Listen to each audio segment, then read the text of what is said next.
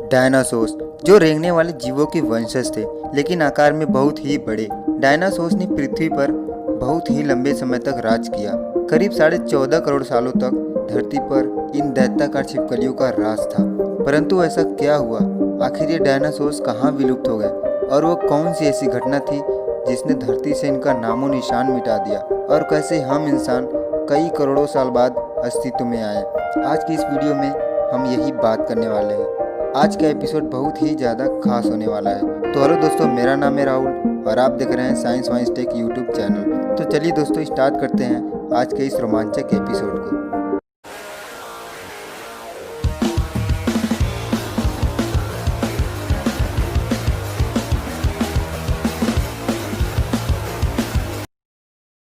हम इंसान आज कितने ज़्यादा आधुनिक बन चुके हैं।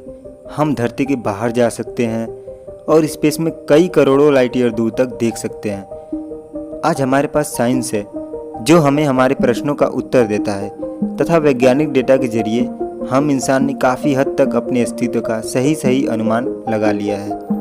पृथ्वी जो कि हमारा घर है, जहां हम मनुष्यों ने कई पीढ़ियां बिताई हैं, जिसने अपने अंदर कई करोड़ों साल से जीवन को आश्रय दिया है और आज भी ऐसे ही देते आ रहा है।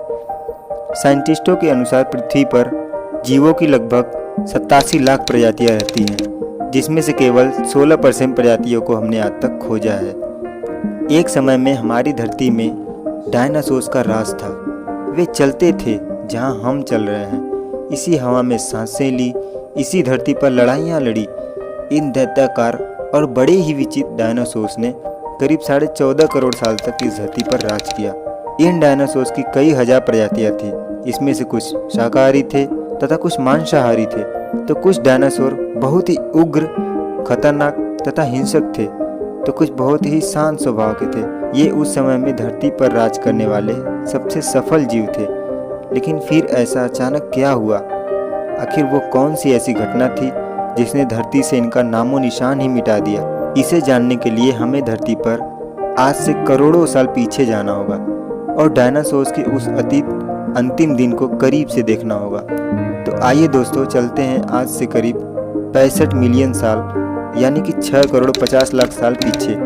आज से करीब 6.5 करोड़ साल पहले धरती का मौसम सामान्य था। चारों ओर सूरज की रोशनी बिखरी हुई थी। लंबे लंबे पेड़ों से टकराती समुद्र से आने वाली ठंडी ठंडी हवाएं और चारों तरफ डायनासोर्स के चिंघाड़ने और चिल्लाने की आवाज़ें। जब ये सारे डायनासोर्स प्रजाति बड़े ही आराम से धरती पर अपना जीवन व्यतीत कर रहे थे, तब 10 करोड़ साल पहले ही इनकी किस्मत शायद लिखी जा चुकी थी।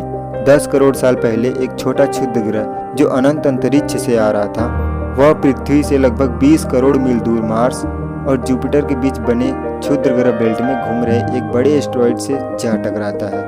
इस भयंकर टकराव से उस बड़े एस्टेरॉयड की दिशा बदल जाती है और वह क्षुद्र ग्रह बेल्ट से निकलकर सीधे पृथ्वी की ओर 24,000 मील प्रति घंटे की रफ्तार से बढ़ने लगता है। जब यह एस्टेरॉयड पृथ्वी से 3,86,000 किलोमीटर की दूरी पर था, तब शायद धरती से इन डायनासोर्स का अंत न होता यदि यह एस्टेरॉयड पृथ्वी के एकमात्र उपग्रह चांद से टकराता।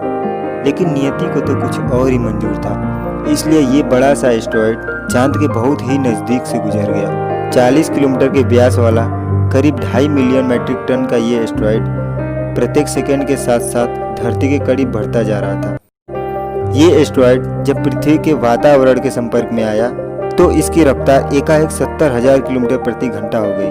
पृथ्वी के वायुमंडल में घुसते ही फ्रिक्शन की वजह से यह एक भयानक आग के गोले में बदल गया। ये इतनी ज्यादा रफ्तार से धरती की ओर बढ़ रहा था कि सिर्फ 4 मिनट में ही इसने पूरे अटलांटिक ओशियन को पार कर लिया। इसमें इतनी ज्यादा लाइटिंग थी कि धरती पर टकराने से पहले ही हजारों जीव जंतु आग के इस ढकते हुए गोले को देखकर पूरी तरह से अंधे हो चुके थे। ये जीव जंतु उस उल्का पिंड को देख तक नहीं पा रहे थे, लेकिन वे उसकी इस भयानक टेम्परेचर को महसूस कर रहे थे। कुछ ही सेकंड में ये एस्टेरॉयड मैक्सिको की खाड़ी के पास जमीन से टकराता है। इस भयानक टकराव से लगभग 35,000 डिग्री सेल्सियस की एनर्जी का एक भयंकर विस्फोट होता है। इस टकराव का विस्फोट लगभग 12 हाइड्रोजन बम से भी ज्यादा था। ये विस्फोट इतना ज्यादा शक्तिशाली था कि इसके टकराते ही धरती की लाखों टन धातु अंतरिक्ष में चली गई। और उस टकराव वाली जगहों पर एक 180 किलोमीटर चौड़ा और 20 किलोमीटर गहरा गड्ढा बन गया और विस्फोट के कारण इस गड्ढे का सारा मेटल और पत्थर आसमान में धूल के एक बड़े और भयंकर बादल में बदल गया। टकराव के ठीक करीब 16 मिनट 40 सेकंड बाद जमीनी टकराव की वजह से धरती के अंदर चारों ओर 11.3 तीव्रता की भूकंपी तरंगें उठने लगी। इस वजह से समुद्र में विनाशकारी लहरों का निर्माण हुआ और एक के बाद एक सुनामी की लहरें धरती पर चारों ओर बढ़ने लगी। भूकंपी तरंगों ने सभी सक्रिय ज्वालामुखियों को धक्का दिया, जिसके कारण जगह जगह इन दैत्याकार डायनासोर्स के विनाश का शुरुआत हुआ। धरती के महाविनाश की प्रक्रिया आरंभ हो चुकी थी। इस भयानक विस्फोट में रेडिएशन की मात्रा इतनी ज्यादा थी कि इसके 800 किलोमीटर के रेडियस में आने वाले सभी जीव जंतु जलकर पूरी तरह राख में बदल चुके थे। इस महाविनाश में उड़ने वाले डायनासोर इन जमीनी खतरों से तो बच निकले थे, लेकिन अभी तो ये बस शुरुआत मात्र ही थी। विस्फोट की वजह से जो लाखों टन मेटल, पत्थर और धूल अंतरिक्ष में गई थी, वो ग्रेविटेशनल पुल के कारण ठीक 40 मिनट बाद आग के गोले में इस धरती पर बरसने लगे और साथ ही इस धरती पर धूल का एक बहुत ही बड़ा तूफान 600 किलोमीटर प्रति घंटे की रफ्तार से पृथ्वी के दूसरी तरफ मौत लेकर आ रहा था। ये धूल के बादल कई किलोमीटर तक मोटे थे, जिनके कारण धरती पर सूरज की रोशनी का पहुंचना लगभग असंभव हो गया।